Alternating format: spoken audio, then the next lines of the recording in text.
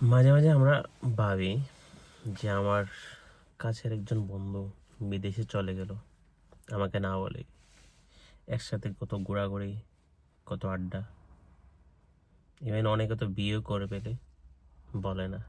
Even এক মহৎ উৎসবও করে, ইনভাইট করে না। আসলে বাস্তবতা কি জানেন? ইনভাইট না করাটা স্বাভাবিক। কারণ ধরুন আপনারা 4 থেকে 5 জন একসাথে চলেন ফিরেন, সো দেখতেছেন আপনার বন্ধু বিদেশে যাচ্ছে, ওই 5 জনের মধ্যে 4জনকে বললো, আপনাকে বলেনি।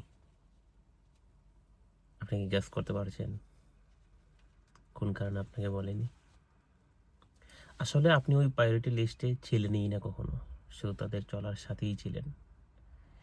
যদি বা প্রায়োরিটি লিস্টে থাকতেন তাহলে ওই 4জনকে বলতে পারছে, আপনাকে কেন বলেনি?